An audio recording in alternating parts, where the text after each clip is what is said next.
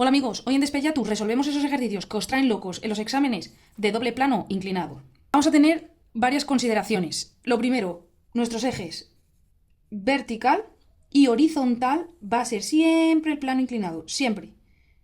Segunda consideración, tenemos que sabernos nuestras fórmulas de fuerza de rozamiento y de peso. Tercera consideración, los pesos están fuera de nuestros ejes, con lo cual tenemos que descomponerlos para que nos queden en eje X y en eje Y.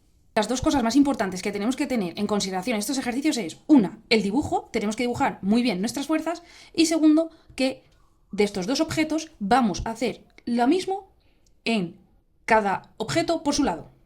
Vamos a aplicar el sumatorio de fuerzas en Y, que es igual a 0, y vamos a aplicar también que el sumatorio de fuerzas en X es igual a la masa por la aceleración. Estas son las dos ecuaciones que vamos a aplicar tanto en el objeto 1 como en el objeto 2 por separado. La conclusión es que nos van a salir 4 ecuaciones.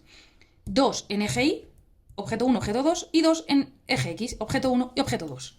Vamos a dibujar todas las fuerzas. Eje X, en rojo, tenemos en el objeto 1 nuestra tensión, que va a ser igual y de sentido contrario a la del objeto 2. ¿Qué vamos a tener también en el eje X? Por supuesto, la descomposición del peso tanto en el objeto 1 como la descomposición del peso en el objeto 2. Por otro lado, vamos a marcar nuestras fuerzas en el eje Y, que van a ser la normal en el 1, la normal en el 2, siempre perpendiculares a nuestro plano, y por supuesto el peso en el eje Y en el objeto 1 y el peso en el eje Y en el objeto 2. Ya tenemos lo más importante. Breve recordatorio de cómo sacamos nuestro peso en Y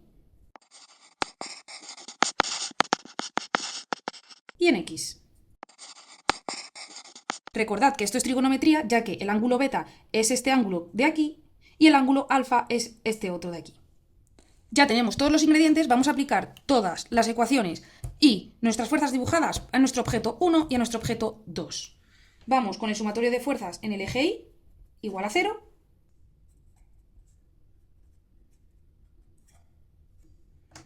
Y con el sumatorio de fuerzas en el eje X igual a la masa 1, porque estamos en el objeto 1, por la aceleración. Como hemos puesto que nuestra X va positiva hacia acá, nuestra T tiene que ser positiva y nuestra P de X1 tiene que ser negativa. Esto es igual a la masa por la aceleración, y aquí tenemos la segunda ecuación, ya que la primera era la anterior. Vamos a ver en lo mismo en el objeto 2. El sumatorio de fuerzas en el eje Y es igual a 0 y tenemos la ecuación número 3, y vamos a ver que el sumatorio de fuerzas en el eje X en el objeto 2 es igual a la masa del 2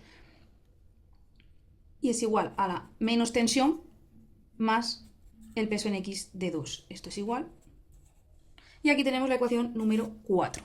Con estas ecuaciones, sobre todo lo que vamos a tener en cuenta son la 2 y la 4, que es el eje X, vamos a tener un sistema de ecuaciones con dos incógnitas.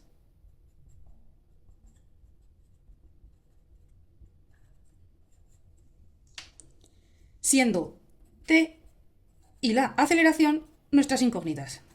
¿Por qué? Porque normalmente lo que se refiere a rozamiento, coeficiente de rozamiento y a masa nos la suelen dar. Si tenéis cualquier duda o queréis resolver cualquier ejercicio en concreto, ponedlo en comentarios.